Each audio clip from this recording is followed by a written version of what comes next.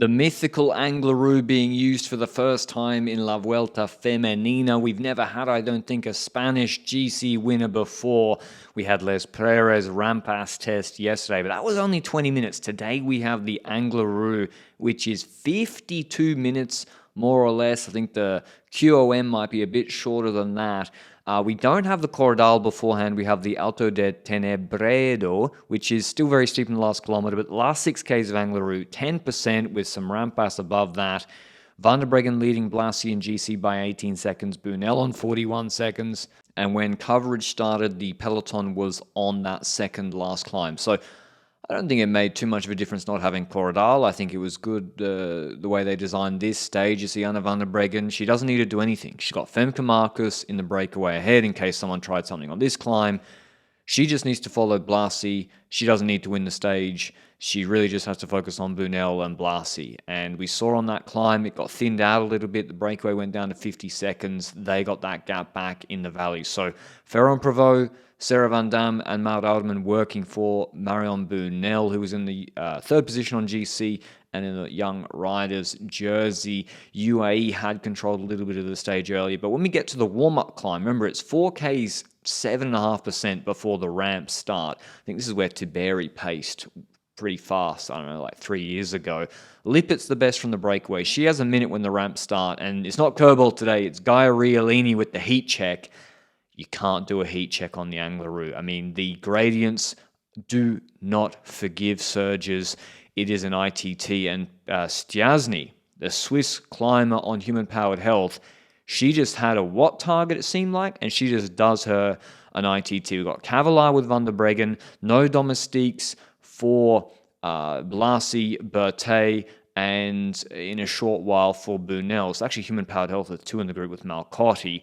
But yes, Stiassny sets the pace, and I began to notice Van der Breggen was suffering. Yes, she's got the dinner plate cassette on, but there was multiple instances where she was talking on the radio and Cavallard's head snapped back to look what she was. And here's one of them.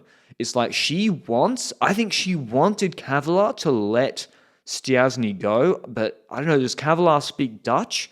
Because then if it was in English, Bunel's hearing that, Berthet's hearing that, Blasi is hearing that if she's saying slow down, let her go. So AVDB, there were a few tells that she was suffering, but then she, as Cavallard gets dropped, she follows the Stiassny pace herself. Bear in mind, Stiassny's on like 13 minutes on GC, and with 4.5Ks to go, which is still like 25 minutes left maybe, Marion Bunel with the earpiece out, attacks seated in the saddle. You see Blasi initially responding, Van der Breggen is not reacting.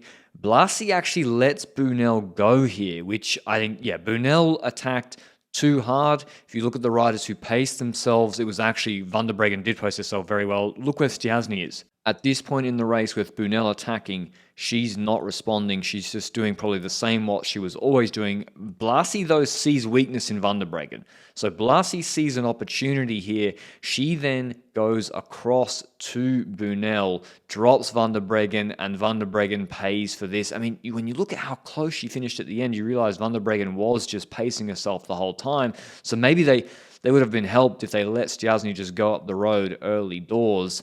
But here she has to let Blasi go. Stiassny goes back around her. Berthet's looking really, really good, but she lost time earlier in the week. And now you're thinking the GC battles up front.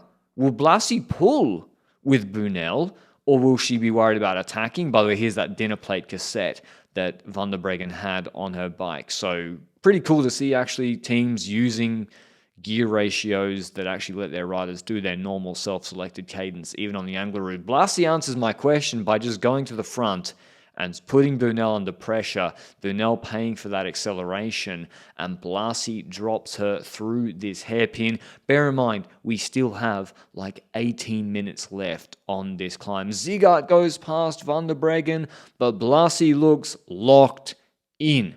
The Spanish rider, she was doing like Catalan local races, I swear, 18 months ago.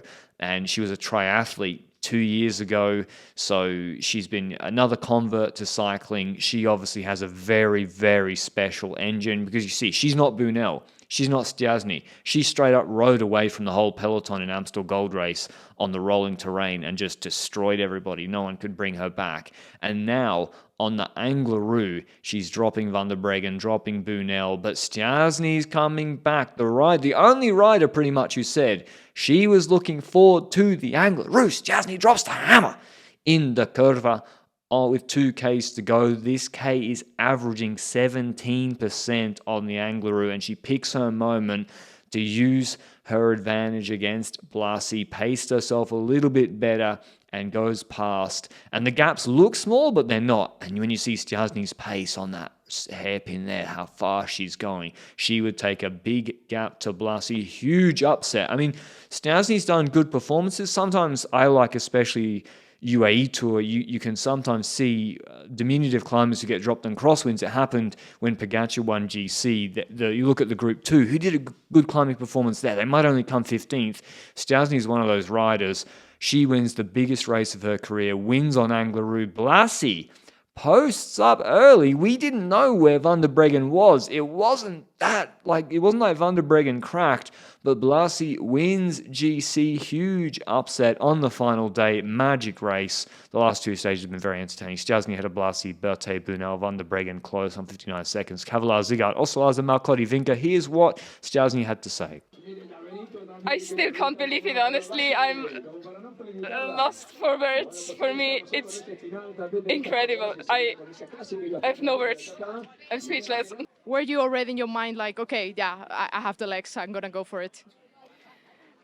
For me today, like, I was looking forward to this stage like for a really long time. When they announced it, that the Angliru would be part of the Vuelta, for me it was, I had only one thing in my head, like every day, for me it was a dream, but it was a dream to win the stage. You know, you have to arrive to the day, you have to go, it can happen so many things during the week, and this morning today finally is like the day I was looking forward so long to, and I told at the beginning of the week to my sports director, you know, when I arrive at the Angliru, I feel free. I feel in my place, in my happy place. This is my kind of climb. This is my gradient.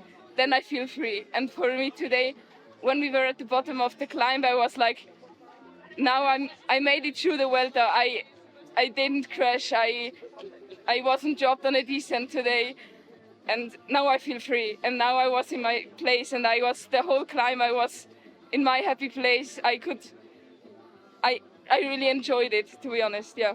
In terms of GC, I mean, what a spring for Paula Blasi. She is a legitimate superstar of the sport now, wins Ardennes races, now wins her home Grand Tour ahead of Van der Breggen.